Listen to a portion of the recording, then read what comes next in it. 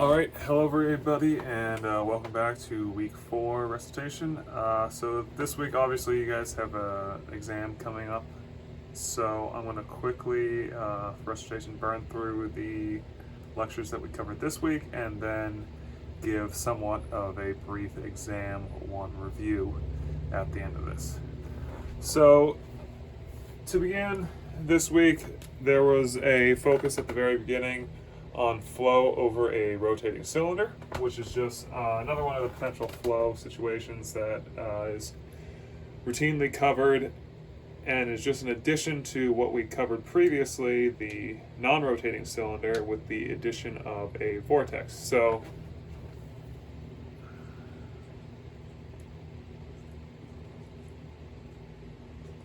to review, this starts with a uniform flow.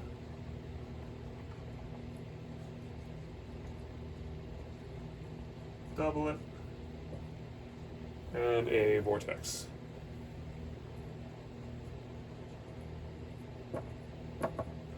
All of these we should have a pretty good handle on. Their stream functions. V infinity r sine theta. Doublet is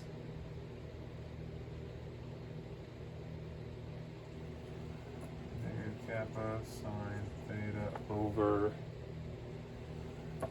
2 pi r. Yeah. And vortex is the circulation, which we'll talk about in a little bit. 2 pi natural log of r. And of course, I forgot the source sink.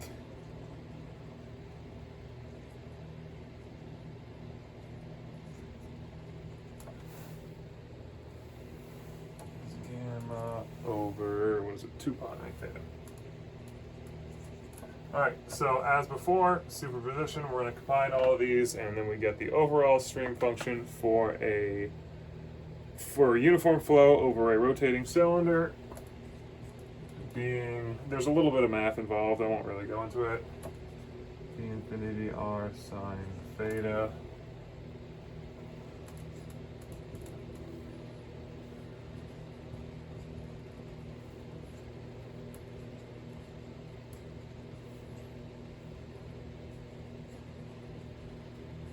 And this forms the basis for our understanding that this in turn allows us to do a few things and develop some ideas to approximate an airfoil, which I'll get into now. So the big thing that we get from this idea, and I won't go through any of the derivations from it that we touched on in class, but we then arrive at the Joukowsky, whatever his name is, theorem, which is a very powerful idea for us in this class.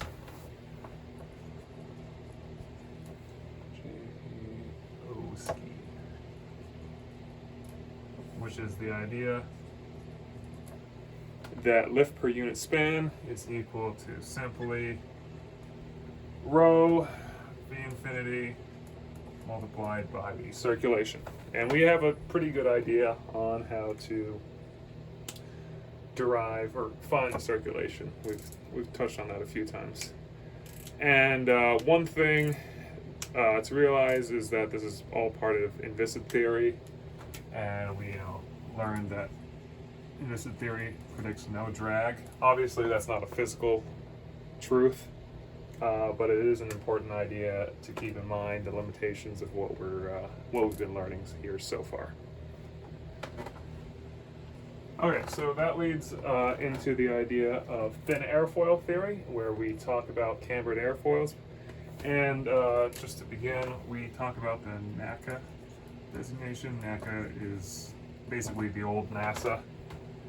And you may see, if you've worked with airfoils before, they all have these numbers that give us information about what the physical shape of the airfoil itself looks like. That's an ugly airfoil. But anyway, so at the 4-digit NACA code, this first digit is, what is it, the mean it's the max camber in terms of percentage of chord. This number is the location of max camber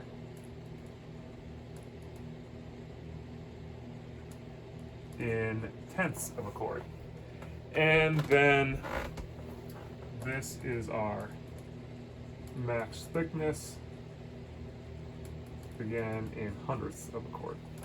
So just from this 4-digit number alone, you have a pretty good idea of what the airfoil is going to look like, or how the airfoil is going to look. A good idea to keep in mind when you're looking at airfoils is that anything that proceeds with double O is a symmetric airfoil, i.e.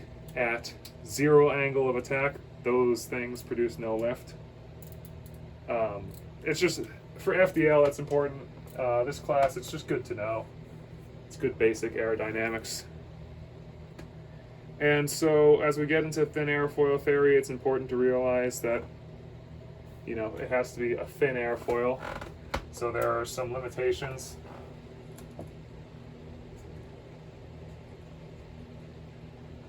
Namely, that this theory breaks down if your angle of attack is large. So this is we define that here as about 10 degrees. And if our thickness is too large, what do we say? 15% of the chord. So in order for this theory to work, alpha has to be small and your overall thin airfoil theory. So your airfoil itself has to be thin.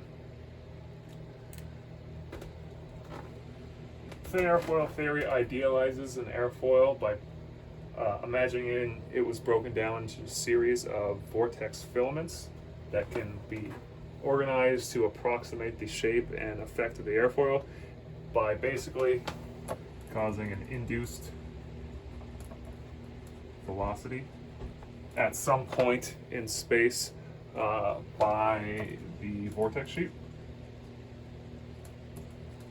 And this induced velocity can, in this case, be manipulated such that it produces lift, and you approximate an airfoil using it. And this whole theory is built on the idea that circulation, being the total strength of a filament, is given by the integral from sum A to B of the local vortex sheet strength over some surface. And in class we go through a long derivation with this. I'm not going to go through the fine details for sake of time. One thing to keep in mind that comes out of this is a boundary condition known as the Kutta condition. Kutta condition being something imposed by nature in which you want as little or no velocity jump between the flows on either side of the airfoil. So this is going to be a solid body. So these two streamlines are, they're separated for a while, and the whole idea is that they want to be matched in velocity. So there's no jumps or instabilities. Nature hates instabilities. So that's called the Kutta condition, and is something that you should keep in mind moving forward. So after some long derivation, we arrive at the idea that,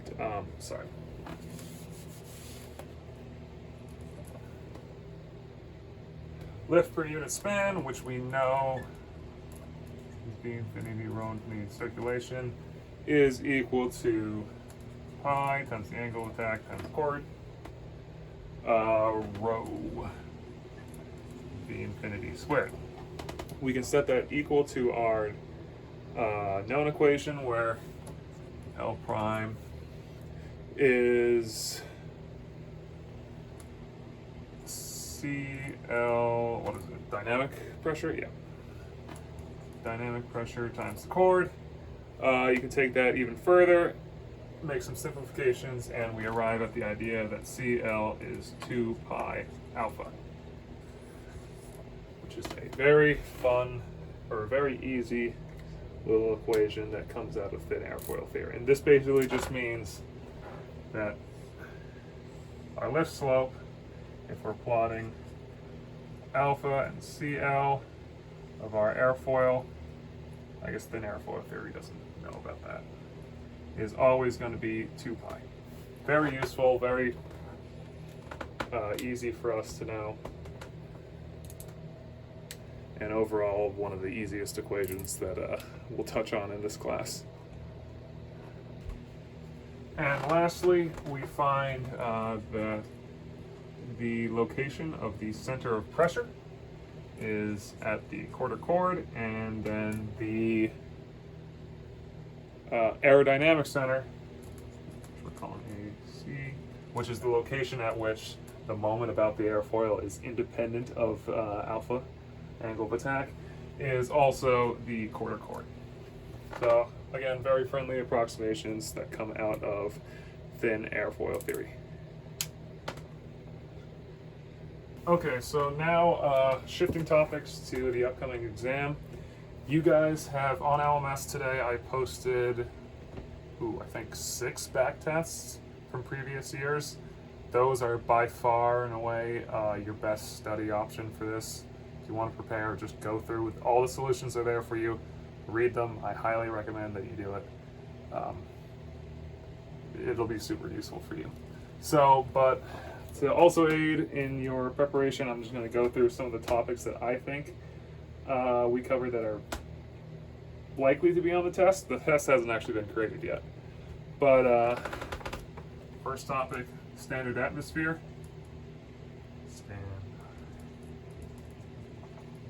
That's basically, if given an altitude, given a lapse rate in the troposphere, what's the temperature, what's the pressure. It's very easy to incorporate a standard atmosphere question within another question. So make sure you review those. General flight mechanics. And that's dealing with, CD, CL, climb rate, CD min, the induced, all that stuff. There's, I think lectures 1 and 2 talk about that for a while. Additionally, we have, given a velocity field, there's a lot of ways to phrase this question. Find, is it incompressible, irrotational? Can you generate a stream function or velocity potential equation? That's probably going to come up. Talked about potential flows or common potential flows. What did we do? Uniform flow, doublets, sources, sinks obviously, vortex, and then a number of combinations of all of those. And then finally we touched on rotating cylinders and generating lift. Wow, that turned sideways. From them. So all of these are good topics that can show up on the exam. I guess thin airfoil theory, I believe, is technically fair game as well.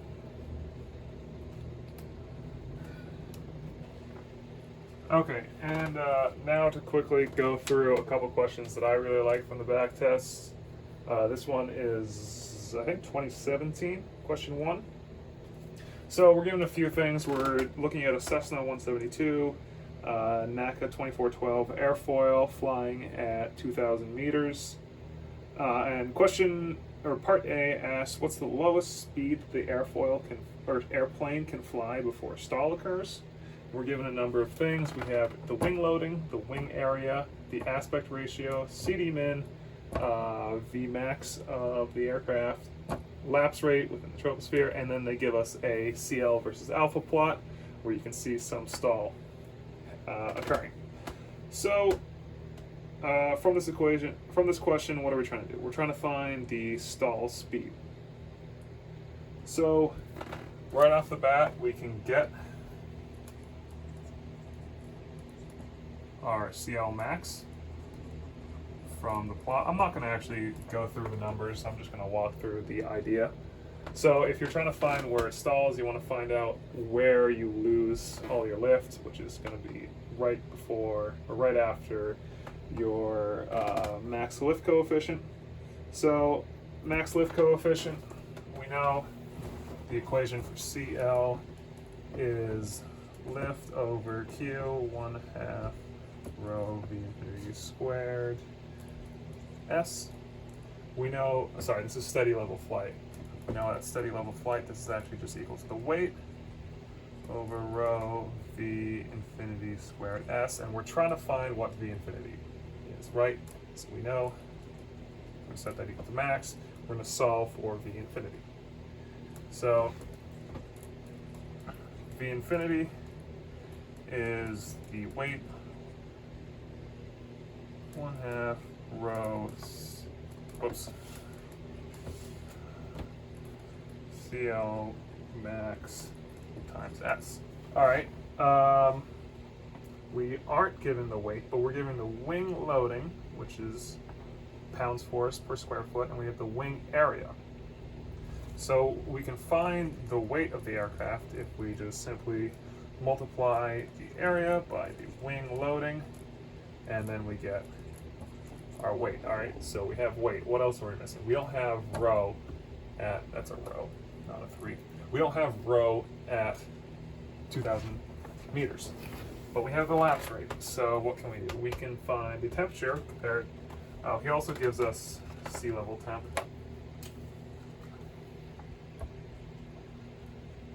And density sea level. So this is back to standard atmosphere. We know that the temperature at 2,000 feet is the temperature at sea level times H multiplied, or sorry, add H multiplied by the lapse rate, or sorry, dT, dH, and then we get whatever our temperature is. We know we can relate density and temperature, so 2,000 T over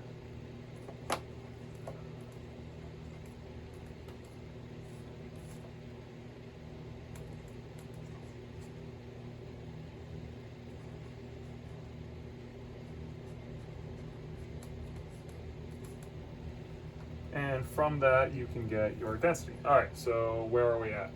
We have density, we have CL max, and then we have weight. So it looks like everything we need. You can turn that and solve for your V infinity, which is the stall in this case, which is what we want, which is what question or part A is asking for. Part B, we are asking for the corresponding total drag coefficient.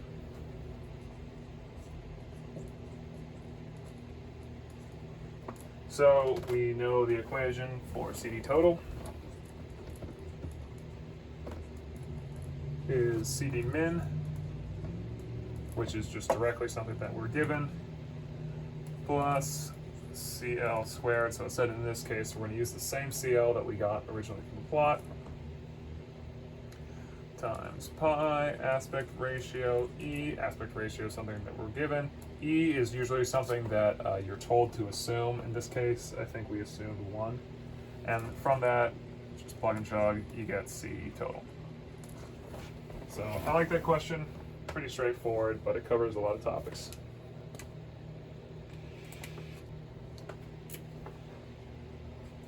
Okay, so the next question that I want to talk about, I think this is what, question 1 from 2019, I want to say.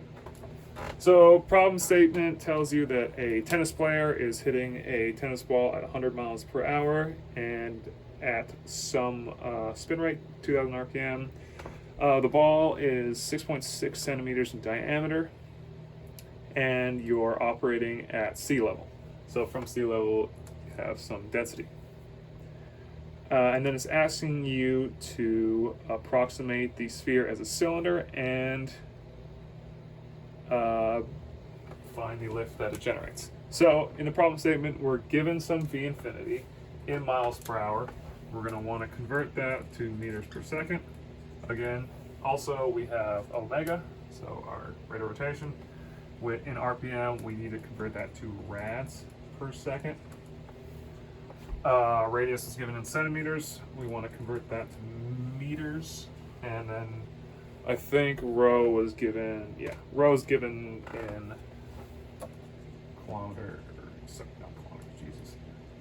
kilograms per cubic meter. So that's all fine and dandy. So what did we learn this week? We know that lift per unit span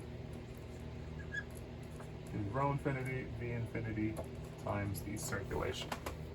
Okay, so big thing here is we got to find the circulation. This is something that we've kind of done this week. I think this was directly done actually. We know that circulation